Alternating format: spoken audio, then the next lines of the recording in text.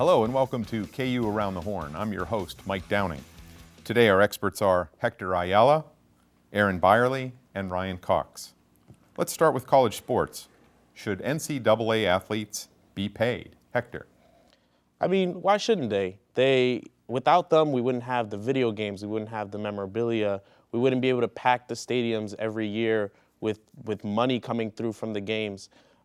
We have them working about 40 hours a week, which is a lot of hours for a college student, and if they get injured, then they lose their scholarship.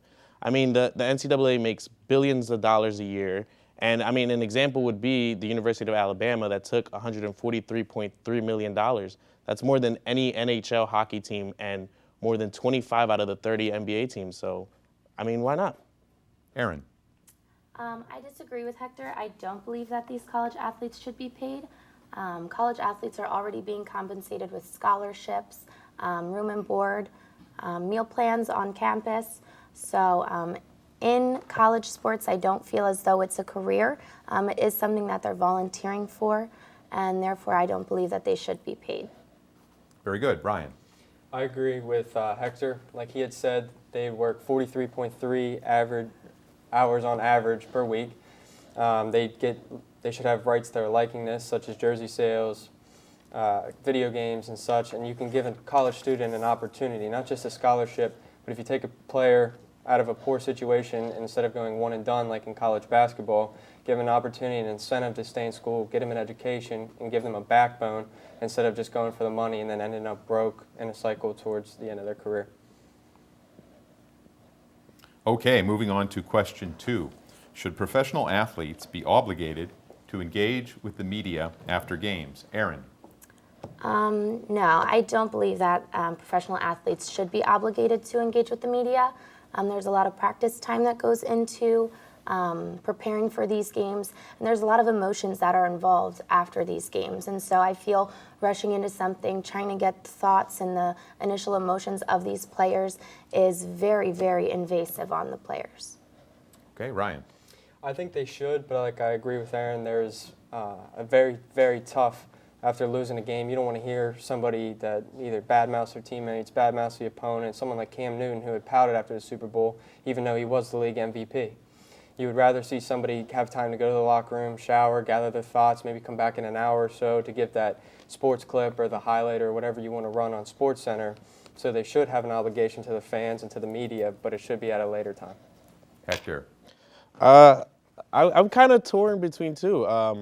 I'm going to be honest. I know it's part of their contracts. I've read that it's part of their contracts, and the media, the NFL especially, tries to stress talking to the media. With that being said, talking to the media after games, I mean, it's a way where fans get to almost feel connected to the players after the games, and they get to feel the same emotions. I mean, it's not such a bad thing. I mean, the coaches and teams use it as a platform to really expose their team, and if you're going to be a part of the team, one way to do it is by representing yourself in the media. So I'm torn between both. Okay, our final question. Do you support Major League Baseball's attempt to ban smokeless tobacco? Ryan. No, I do not. For reasons like you see in the Sandlot, where the kids go on a carnival ride and it's the big league chew, and they're trying to imitate, the professional athletes. It's a tradition that's been a part of the game. Obviously, there are health risks, and being a grown man making millions of dollars, you have the right to make decisions for yourself. However, I think it's part of the game, and if you're allowed to sell alcohol at ballparks and you're allowed to smoke cigarettes in certain sections, I don't believe that you should ban smokeless tobacco. Hector. I'm going to have to disagree. I mean, San Francisco and California have already done it, and Boston's already done it. So there are teams that are starting to ban it. And I mean, if you think about it, these are role models. These are people that kids look up to. And this, if sports are supposed to be a healthy and active type of thing that's promoted, then I feel like it should be continued to be promoted. I mean, you had Tony Gwynn, who recently just passed, and when they asked him to tell him where he had cancer, it was located right where he put his chew. So, I mean, we're trying to keep players healthy. We're trying to do things like that. So I disagree, Aaron. Kind of going off of what Hector said, but ignoring even the poor image and role model that it creates, these players. I think it should be banned. I completely support the MLB's decision to do this, or attempt to do this. because there's no benefit to the use of smokeless tobacco.